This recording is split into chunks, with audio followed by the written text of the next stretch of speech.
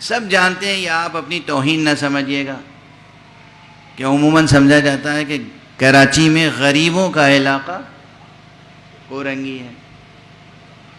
پہلی بات تو یہ یاد رکھیے کہ غریب ہونا کوئی ذلت کی بات نہیں ہے۔ یہ میں نے انچولی کی مجلسوں میں بھی کہا تھا، غریب ہونا کوئی ذلت کی بات نہیں ہے، ذلت کی بات ہے بے کردار ہونا۔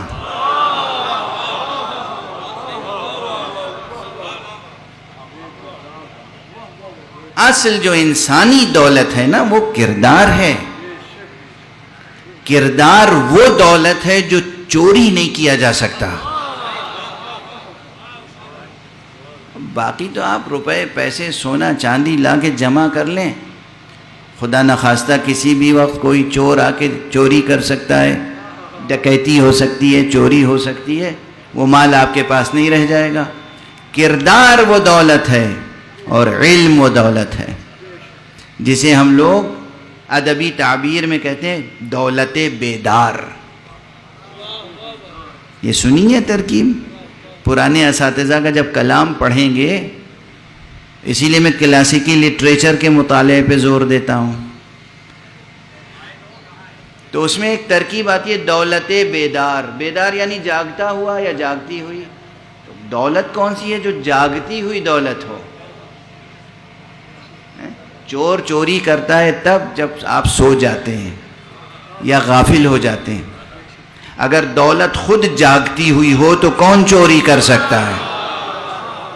یہ تو لفظی رعایت سے میں نے بات کہی دی، یہ تو صرف لفظی رعایت سے بات کہہ دی میں نے۔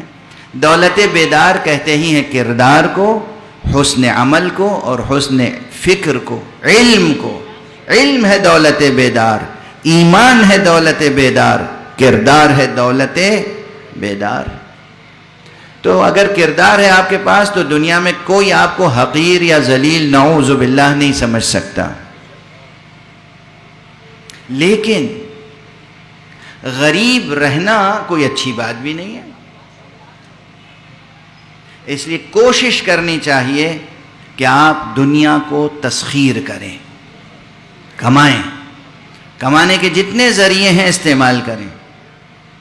اور کمانے کے سلسلے میں اسلام کا ایک رویہ بتا دوں، فقہ اسلامی اور اہل بیت نے جو سکھایا ہے وہ بتا رہا ہوں، کان کھول کے سنیے گا، اور جو کہہ رہا ہوں کہا سنا یاد رکھیے گا، بھلا نہ دیجیے گا، ٹھیک ہے؟ ہمارے ہاں جو کلچر ہے ایک عرصے سے، اس میں سب سے پہلے بچوں کو تیار کرتے ہیں ملازمت کے لیے۔ کس لیے؟ سروس ملازمت، سروس ملازمت، اور سب سے بڑی فکر ہوتی ہے کوئی سرکاری ملازمت مل جائے۔ یہ فکر بنیادی طور پر غلط ہے، اسے کھرچ کھرچ کے دل سے دماغ سے نکال دیجئے، مٹا دیجئے۔ احادیث معصومین کی پڑھیے جو معاش کے سلسلے میں ہے،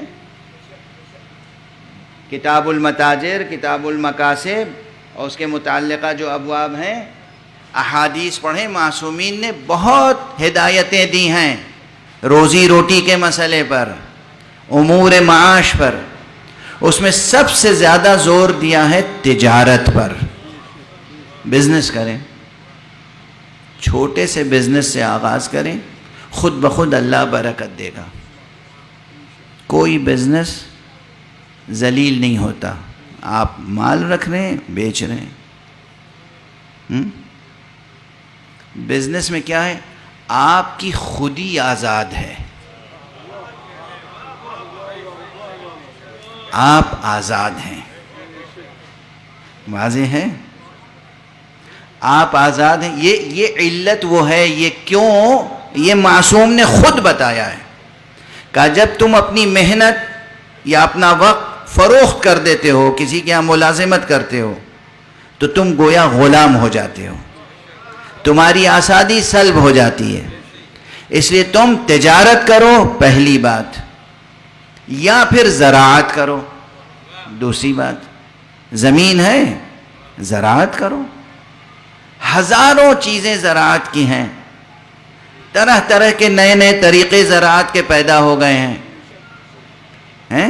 زراعت کریں، تجارت کریں، پھر صنعت ہے. صنعت، تجارت اور زراعت کے ساتھ صنعت ہے. یہ سب معصومین نے سکھایا ہے. صنعت یہاں تک فرمایا کہ مجھے حیرت ہے کہ جس کے پاس مٹی اور پانی ہے وہ بھوکا کیسے رہ سکتا ہے. یعنی کچھ نہیں تو مٹی سے، پانی سے مٹی گوندھ کے کھلونے بنا کے بیچ سکتے ہو، مٹی کے برتن بنا کے بیچ سکتے ہو، مٹی سے نہ جانے کیا کیا کچھ بنا. یہ معصوم کا جملہ ہے، میرا جملہ نہیں ہے. کہ حیرت ہے مجھے کہ جس کے پاس مٹی اور پانی ہو وہ بھوکا کیسے رہ سکتا ہے. تو صنعت، کچھ بنانا اور بیچنا، ٹھیک ہے. انڈسٹری، صنعت، زراعت، ایگریکلچر اور تجارت، یہ تین چیزوں کو سب سے زیادہ معصومین نے فوقیت دی ہے. چوتھی اور آخری منزل پر کہا کہ اگر کچھ نہ کر سکو اور قوت لا یموت، قوت لا یموت یعنی جینے کے لیے کچھ ضروری ہو تو پھر جاؤ کسی کی ملازمت کر لو، کوئی حرج نہیں ہے. یاد رہے گی یہ بات، آخر تک پہنچ رہی ہے بات. ہماری مائیں بہنیں سن رہی ہیں. اللہم صل.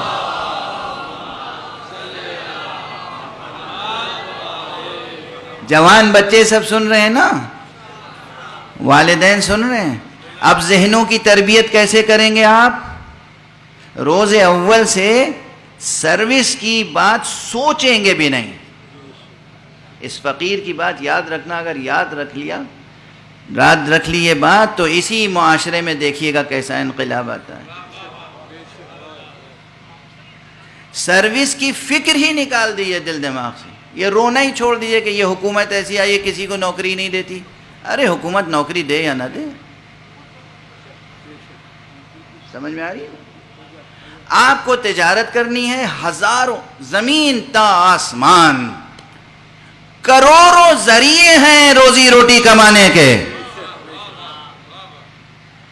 کتنی قسم کی تجارتیں ہو سکتی ہیں.